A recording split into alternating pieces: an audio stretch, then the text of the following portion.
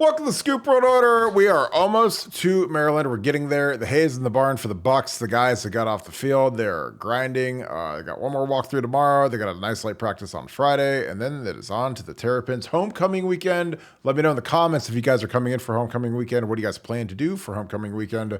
It should be a fun weekend. Nick Mangold, Malcolm Jenkins, both going into the Hall of Fame. That'll be of note. Couple of commitments get ready to pop. The transfer portal is heating up. A lot of tampering going on all over the place, all over the country, the new world. The world in which Deion Sanders flipped 50 guys in 1 year to come to Colorado. That is going to be the new normal. So get ready for some roster management of the highest degree from Mark Pantoni and Ryan Day and the staff. It's going to be interesting to see how they manage that. And we're going to talk just a little bit about what's going on in the recruiting scene. Big weekend coming up for the Bucks this weekend with this big noon kickoff for Maryland. But first, as always, we appreciate you guys. Thank you guys always for tuning in, enjoying our content. If you enjoy this, please leave us a like and click subscribe. Also, click that little alert bell so that you guys can get an alert every time we go live. We appreciate all you guys filtering in here. All of our friends that like to watch the show every night. Again, we appreciate all you guys, all the comments. We read everything. It's always fantastic to see where you guys are watching from. So shout out where you're watching from. Shout out, what are your plans for the Maryland game? How are you feeling about the Maryland game? I think this is going to be a great test for the defense. I think this is the best skill group that we've seen. These guys are much more athletic than Notre Dame. Quarterback is better than Notre Dame's quarterback. It's going to be really interesting to see how these guys do. But with that being said, I'm going to bring in my good friend Nevadabuck. Nevada, how are you on this wonderful evening? You know, I'm doing great, and I'm gonna not bury the lead. I'm gonna go right to the point. The Buckeyes are gonna have a really good effort on Saturday. I'm telling you, this one's extra special for Day. Day's got a little extra mustard on this one. I'm just telling you. I've been telling you when he's been going to the thing, he's been pushing the buttons, and you can't do it every week. You can't go to the whip, but he's kind of the Maryland thing's kind of got his attention, and for whatever reason, you know, Ryan's kind of going to him kind of hard right now. And last time we did that, we responded with a really big effort. I'm expecting a similar type of effort on Saturday. Ryan's had a really good, finger on the pulse of this team. And I just have a sneaking suspicion that he's going to amp up the pressure on the guys, asking them for a big effort on Saturday, and I think they're going to deliver. Yeah, I agree. I think that he hates Mike Loxley after turning in Chase Young, so that's never been lost. I mean, he onside kicked when they're up like 50 points, in 2019. It was hilarious. So he hasn't forgotten that. These coaches have very short memories. And, Ryan, one of his best traits is that he likes to defend his guys, and he can get rattled and he gets emotional. And, like with the Chase Young thing, he was very angry about that. So when he had a chance to pour it on to Mike Loxley, he did it, and I don't think he's forgotten that. Real quick, shout out some of these guys, brass tacks, here in here every night. Appreciate all of our regulars in here watching. But yeah, I think that Maryland, as I talked to you earlier in the day when we were doing kind of the pre-show planning, they're a team that could beat Michigan or Ohio State or Penn State, and they're a team that could lose to Rutgers, Purdue, Indiana, the doldrums of the Big Ten. This is kind of how they are. They remind me of the old Illinois teams when Ron Zook was there, when they had fantastic Mendenhall and Vontae Davis and guys that were first-round picks, top 20 picks in the draft. And they could beat anybody, but they could also go out there and lay a turd burger versus, the lesser teams. But I think that a team like this, they play up to Ohio State. Again, we remember the Haskins game out there where it was tight overtime and throwing the ball. And, Haskins, I think he ran for 3 scores or something crazy like that. For a guy that never ran, that was amazing. And last year was tight. Dallin Hayden saved the day. Dallin, I believe, is redshirting this year because he hasn't played at all. Or if he did get a carry or two and I missed it, then I apologize. But he's had no impact on the season, despite having a huge impact in that Maryland game last year. But yeah, I think that this is going to be a good test. I think that these guys are light years more athletic than Notre Dame. I don't think that's some sort of incredible notion to say that these guys run a lot faster than Notre Dame's guys do. And I don't know, between Hartman and Tua's brother, Talia, who's a better quarterback to you, Nevada? Well, Hartman's just so dreamy. I just like looking at him. You know what I'm saying? Like that. He's just so the passion of the Christ. The passion of the Christ. He's so dreamy. Yeah. But no, I mean, yeah. I think Hartman's probably more consistent. Like you said, I think Maryland. They follow the quarterback follows their whole team. He can be really good or he can be really average. And what we're hoping is that the Ohio State defense makes him look really average. I think Maryland's going to score, but I think Ohio State's going to score a lot. I don't think the Maryland defense is very good. And I think the OSU offense is getting better, and I think they're going to really lay it on them. And I'm looking for a high scoring affair. So for those of you looking for the over under, I think it's like 57, 57 and a half. I'm going over that. I think it's going to go. I think it's going to be a shootout. Do you? So do you think that we'll give up a play of longer than 40 yards this weekend? I don't think we will, but I think Maryland will use tempo. I think they'll move the ball with that little RPO action and move the thing. But I mean, we could hang 50 on them. I mean, I think our running game is such that I don't think that they're. I think they haven't experienced a rushing attack like the Buckeyes, and I think Trey and Chip are getting ready to start feasting. And I like the concepts that they're introducing right now for Ohio State. I think they're trying to spread it out a little bit more and try to get our athletes in space, much like they did on Trey's long run against Notre Dame. I think that's going to be a staple, and I think they're going to do it over and over again against Maryland. Yeah, I think Chip's that clear number two guy now, and I like the rotation of him and Trey. Frankly, you've got the guy who's the first rounder, the speed demon, Trey Henderson. You got Chip, who I think Chip has much more NFL upside than Mine Williams. I think anybody with eyes can see that. Chip is a specimen. He's got NFL tools. He runs stuff. He's hungry. Mine, I don't know what Mine's deals. I mean, he had, I think, maybe one or two plays last week, one carry, got stuffed in the goal line. When you're a bigger back who doesn't have a lot of burst, and you're not the short yardage guy, I don't know what your role is when all of a sudden a guy like Chip shows up and he's bigger, faster, burstier, shredded specimen. I mean, he's a guy that the guy that plays for the Tampa Bay Bucks is their starting tailback. Him and Chip are the two running backs at Arizona State like 2 years ago. So he knows what NFL looks like. He looks like Chip's the kind of guy, he'll be a late round pick or he'll be a free agent. He'll make a team on special teams, and then he'll be one of those guys that late in your fantasy season, someone will get hurt, they'll put him in, and he'll run for 150 yards and 3 touchdowns, and you'll be praying you have a high enough waiver wire claim to get him because he's the guy that once he gets an opportunity, I mean, he could start for 100 teams in the country right now. I just think that he's behind Trey, who I think Trey is the best back in the country. So it's a dynamic tandem, and I think Ohio State needs to pound the rock a little bit this week and keep Maryland's explosive offense off the field, keep the defense fresh. I think that, again, the bye week was at a premium spot when you come off that emotional Notre Dame win. That was a nasty, dirty win where we had a lot to clean up, a lot of things to fix. And, again, those are my favorite kinds of wins because the team knows that they were an inch away from losing. So Ryan Day can get the whip and get the hammer out and whip these guys a little bit because – the worst thing you could have done against Notre Dame is beat them 65-10, and everybody feels great, and everybody feels like there's no improvement to be made. But when you scratch and claw and you get that win, the coach has got to go get after these guys a little bit and say, hey, guys, like this is, we're happy we won, but you got to get cranked up and keep progressing throughout the season because we're going to see way better teams than Notre Dame. We're going to see Penn State, we're going to see Michigan. If we get into the playoff, there's going to be some monsters down there as always. So it'll be fascinating. Well, Nevada, the most important thought on all of Ohio State fans' minds at all times is offensive tackle recruiting. We think we're getting some good news from Carter Lowe. Carter Lowe is a kid from Toledo Whitmer, the home of Kenny Haynes, Kevin Koger. They had a little bit of a Michigan pipeline going for a little bit, but it looks like Carter is swinging to the Buckeyes. What are your thoughts on Carter Lowe? We're going to get his film in here. Take a look at his tape. I love the kid. I think he's got a lot of upside. We need these tall, angular body types. So what are your thoughts on Carter Lowe? And do you feel good about him committing to the Buckeyes?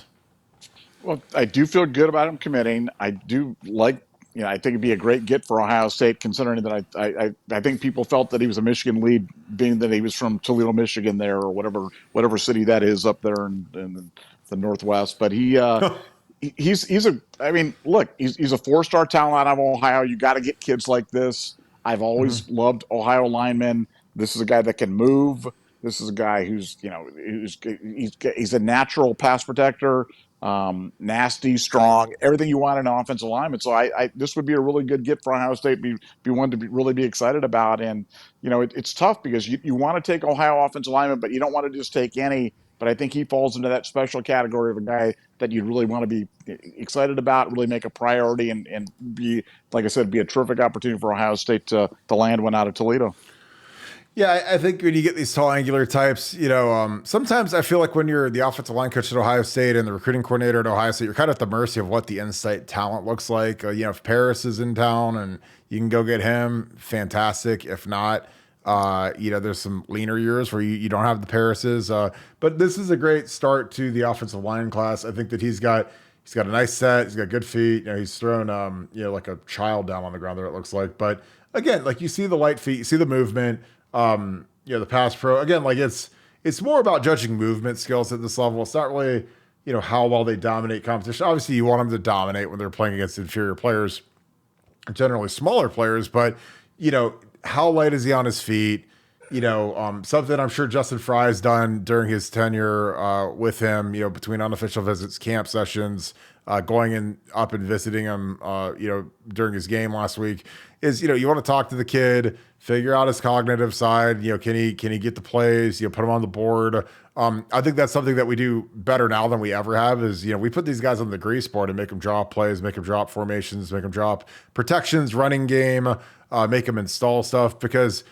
At the end of the day, if you're Justin Fry, you recruit your own problems. When you're building a room and you've got to take 4 or 5 guys every year, you want to get as many guys that are solid, guys that you can kind of set your alarm to. They're going to be there on time. They're going to be at the weight room with Mick all the time. They're going to be getting extra in, and they're going to be guys that can handle the playbook. Because we've taken guys in the past that, frankly, talented guys, but low motor, low energy, couldn't get the playbook, and at the end of the day, man, you're like, why did I ever take this guy? It's like buying a house that's literally burning on fire. Like there's no point in doing it, but some people do it. Sometimes you have to do it. But at Ohio State, you really don't have to take guys like that. Other schools, you have to be a little bit more, you have to cast a wider net because you're not the A-list, you're not the A-lister celebrity supermodel, trying to get a date like Ohio State is. Like some of these girls, some of these schools are like the frumpy librarian types and, it's harder to get a date when you're that than when you're Scarlett Johansson. But like I said, I like this kid. I think it'd be a good start to the class. I think you got to swing for some of these national guys. I just think the problem with the national guys is they're really expensive. Like, I don't want to go down the NIL road, but we lost Brandon Baker, who ends up at Texas. It's not some cosmic accident that he ended up there. Gerby Lambert was a different cat. He's kind of a bookworm, kind of a nerd. We've run into those guys before from the parochial schools like Ignatius and St. Ed's. Obviously, he's from Massachusetts, goes to Notre Dame. And again, like I never, a lot of people that aren't really smart in the recruiting game, they would, be mad at Ed Warner or be mad at Stud or be mad at Justin Fry because a kid like that went to Notre Dame. But if Justin Fry was the offensive line coach at Notre Dame, he had gotten that kid. Or if Ed Warner was the O-line coach at Notre Dame, he had gotten that kid. So sometimes it has nothing to do with you. It just has everything to do with the school and the situation. And it just kind of is what it is. You can't really lash somebody when that's just what they're attracted to. They're attracted to the academics. They're attracted to living in a dorm for 4 years and, chicks that are, they've got brown hair and they look like Daria from the MTV cartoon. And that's what Notre Dame's girls are. I had a bunch of guys that went there and they said, yeah, none of the South Florida kids would ever last 5 minutes in Notre Dame. And I was like, I wouldn't have lasted there either. So I understand that completely. Nevada, what are your thoughts on offensive tackle recruiting? We talk about it probably more than anything in the universe on BuckeyeScoop.com, just because of misses and history and past. But given the success of Paris Johnson and Dewan, who are maybe they are the best pair of tackles that we've had since Pace and Stringer. I don't want to say they'll ever supersede those because obviously Orlando was a gold jacket guy and, Corey had his life cut short, unfortunately, but he was on his way to being a gold jacket guy. But, DeJuan and Paris are probably the next best set of tackles in school history. But, what is it about tackle recruiting, the difficulty? Is it the region? Is it the O-line coach? Is it Ohio State? Is it the scheme? What's your opinion on that? My opinion on it is that with the transfer portal, and with the ability to land kids from any of the other 127 schools that are basically feeder schools to Ohio State now, that there's no excuse for not having the type of offensive tackles that you want. Because you've got kids that are out there that were under-recruited, that were not noticed by the recruiting services, that went to these smaller schools. They all end up in the NFL. If you go to the NFL, you look at the NFL, and it's always Middle Tennessee State, Montana Union College, Sacramento Community State, all these different schools that put out NFL linemen. Ohio State just needs to do a better job in the portal. Now they got Jimmy Simmons was a good thing. Victor Cutler was probably not so good, but we just got to be more aggressive. Michigan has made a living in the portal.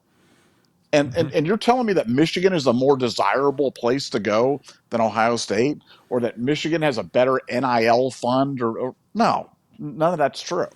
They've been more aggressive, and they've gone out and got their guys. That's literally the reason. If you said what is the reason that Michigan has won the last 2 years against Ohio State, it's because of offensive line portal recruiting.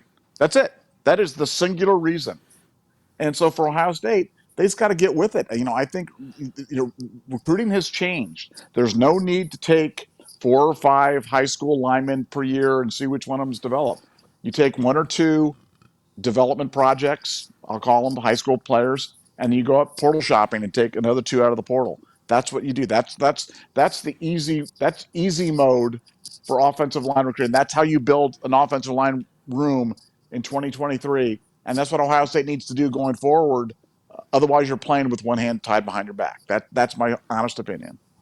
No, I completely agree with you. I think that, there's a lot of kids grow up wanting to be Buckeyes, grow up wanting to play for the Crimson Tide or the Georgia Bulldogs, the Florida Gators, or the U or whatever, and they get under recruited. Maybe they're late bloomers. Maybe they're guys their high school tape was good. Maybe they weren't in a good high school program.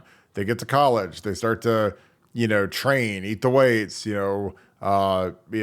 right, take care of themselves. They start early because they're at a lesser school, so they can start as a freshman. I mean, there's a lot of guys at Ohio State that would start at a lot of schools, but at Ohio State, they're behind Paris and they're behind DeWand and they're behind Donnie Jackson or Mike Hall, and those guys would start other places. And once you start playing, producing, and you're going against lesser talent, like you're in the MAC or you're in the Conference USA or whatever, San Diego State, then you start putting film out. And if you dominate on that film, guess who's going to come calling?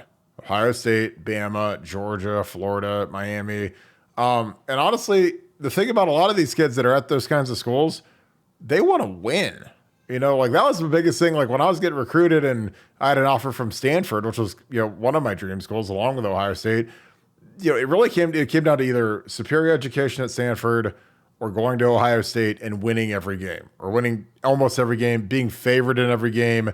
And I just wanted to win. I don't want to deal with the misery of being 2-10 and getting, playing SC and being, 65-point underdogs back in the old days when they had Leinart and Bush and all that. And, I wasn't about that. I wanted to go somewhere where I'd be playing with the best players. I'd be practicing against the best players, and Ohio State was it. But, for some of these kids, if I was Justin Fry, man, I'd be looking at 3 to 4 high schoolers and 1 to 2 portal kids every single year, because right guard is going to be a gaping hole with Matt Jones being a 6-year guy moving on for sure.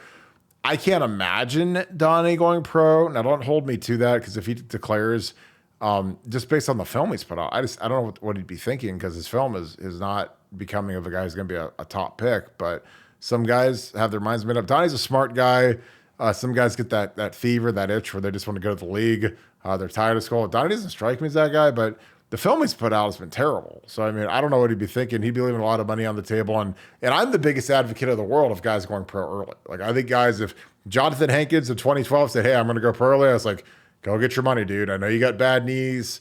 You're hanging on by a thread. And he's on like year 10 or 11 in the league right now. So go get your money when you can, dude. But that being said, like I think the tackle recruiting, again, some of it is based on the region. There's not as many superstar or 5-star guys up here in Ohio as there are in Georgia, Florida, Bama, Texas, whatever, California.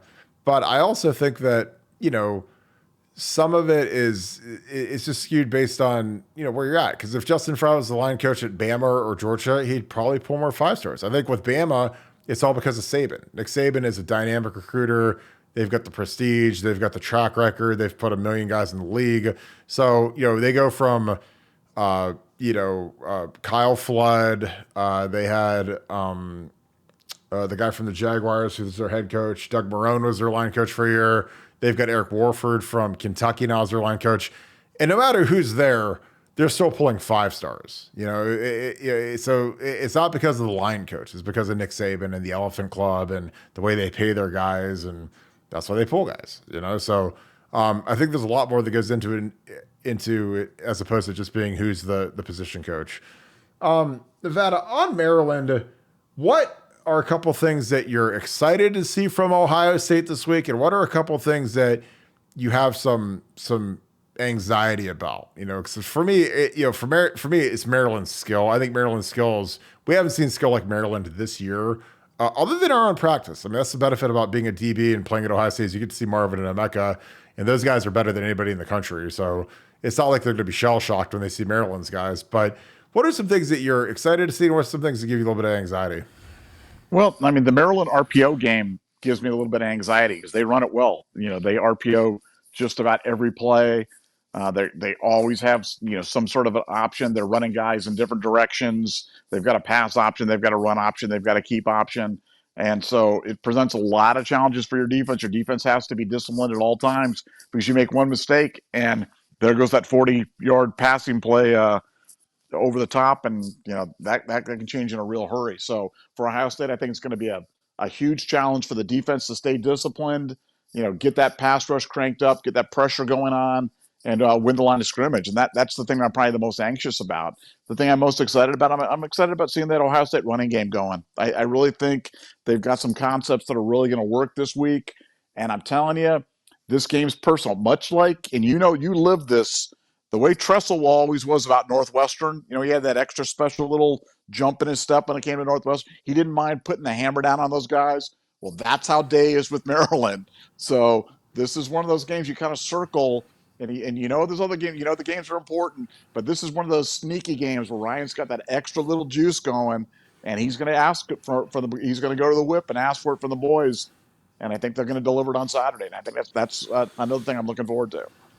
Yeah, and the Northwestern backstory is funny because the genesis of it is in 2007, we were at the Big Ten Media Days. It was me, Marcus Freeman, and Vernon Golson. We were the three representatives, and they do this luncheon, and now it's in Indy, and frankly, it sucks. It's in Indy because Chicago is so much more fun.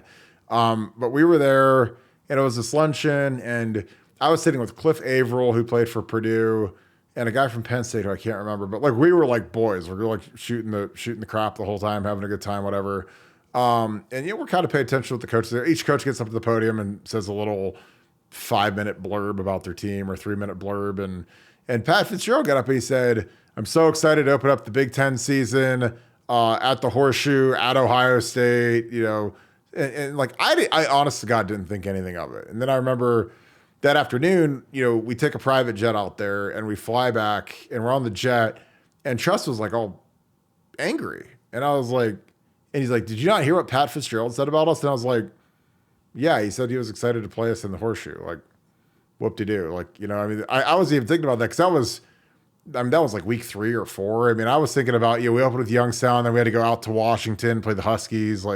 So I don't even think about week 4. I don't think about Michigan. I think about Michigan, but when you're in a season, you're thinking about who you play that week. You're not thinking about, well, in 8 weeks, we got to go play Iowa. And in 7 weeks, we got to play Wisconsin. And dude, for me, I'm thinking about week 1, get ready for YSU. And then that Washington trip was a monster because that's a 6-hour flight. We had to go out a day early, but Truss was all jazzed up about that, man. And we went out there and we played Northwestern. We beat them 59-7. I mean, we killed them. And in Trussell ball, that's like scoring 500 points. When you score 59 with Trussell ball, it's like 5,000 points in one game. So he was hot, but man, we waxed him. And that's probably my favorite game I ever played other than the Michigan wins because everything clicked that day. The offense was great. The defense was great. Our special teams was dominant. And, and we cleared the bench and a bunch of the young guys. Brian Rell got in and killed a guy, and we were all hooting and hollering on the sideline. So, that was one of those really fun games. But yeah, you're right. Some of these coaches, people don't realize they hold grudges. They've got rabbit ears. They hear everything they say. And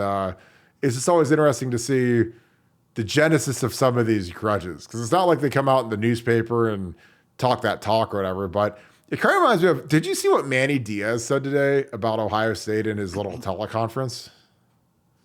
Yeah, I mean, he wouldn't come right out and say it, but basically, he implied he's got the read on the OSU offense, and he's not going to make any comments about it. But I mean, again, I don't know why coaches do stuff like that because it's just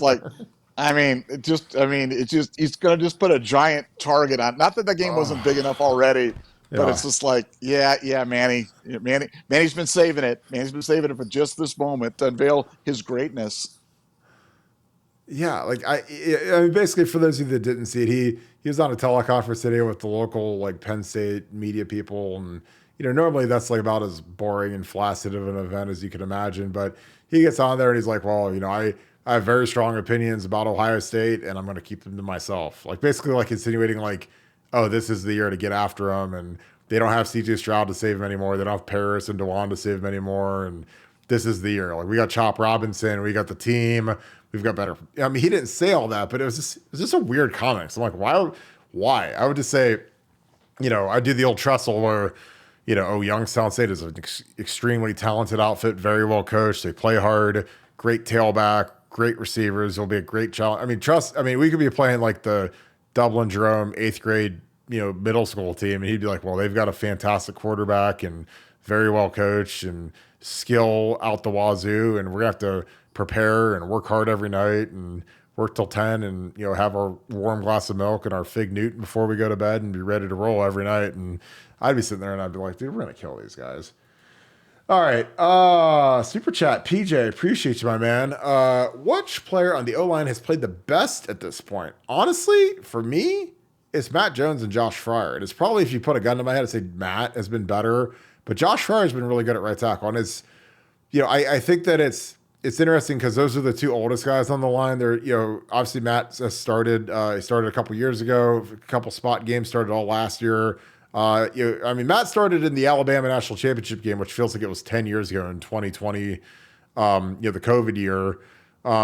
So I think Matt is a guy that, he's coming along. I mean, he's a 6-year guy. He should be dominant. I mean, we were 24 years old playing against, high school, 18, 19-year-olds. You should dominate them. But him and Josh Fryer have been really solid. I think that, if you put a gun to my head preseason and ask if the left side or right side would be better, I'd probably say it'd be a toss-up. But I think the right side's clearly been better with what they've been able to do. So I would say Matt Jones has been the best, but Josh Fryer he's been really good. And again, the whole line, again, there's a lot of room for improvement. We have a freshman at center who's never played center before starting, so there's a lot of growing pains there. But pass protection has been really good. We haven't given up many sacks. We've given up some pressures, but these guys aren't gods. They're not Terminators. They're not robots. So there's going to be some growing pains. There's going to be some pressure, especially as the games get harder. When you play teams like Penn State, you play Wisconsin on the road, like those places are no joke.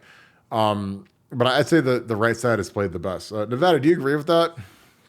Yeah, I mean, Josh Fryer would probably get the nod for me to say I think he's been consistent. I think Matt, maybe the first game wasn't as good. I think Josh has been good every game. Probably the biggest surprise to me though on the line has been Carson Hinsman. I mean, like you said, for a first time starter at center, tough ask, and he's been good. I mean, he's been really good and getting better every game. And a guy that I think he's going to lock down that position, and we're just going to forget about it for the next 2-3 years, and that's going to be a great luxury to have somebody locking down the center spot, because on the line it all starts from the center and goes out. And I think he's been a real good surprise. But yeah, I think Josh has played really well. Once they got him off the left side over to the right side, he's so much more comfortable on the right side. Having him at left tackle, he just looked awkward out there. And when they moved him back to the right side, it was like absolutely. We'd been screaming for that for a while. It was the right move for them to make, and I think it was good for him. Otherwise, it might have been a really frustrating season. Yeah, and I saw it. I mean, I could see, in his anxiety in his pass set that he wasn't ready for the left side. And it's not that he wasn't ready, but he just wasn't comfortable. I mean, again, it's like I tell people flipping from right to left tackle and back and forth. It's like go in your driveway, go to your basketball hoop, shoot free throws with your dominant hand. For me, it's my right hand, and then go shoot it with your left hand. I mean, you can do it. I mean, eventually you could probably get a pretty good, shooting stroke, shooting basketballs with your offhand, but it takes a lot of work and it's not natural. It's not intuitive. And, I was a right-handed player. I wanted to play right tackle. Jake Long, who played at Michigan, a guy that I played with in Miami, and he was actually a great guy to hang out with. He's a lefty, so playing left tackle was super easy for him. And that's something nobody ever talks about. Is just like whatever your dominant hand and foot is, that's what's your better side for tackle, just naturally. Now you can always flip it.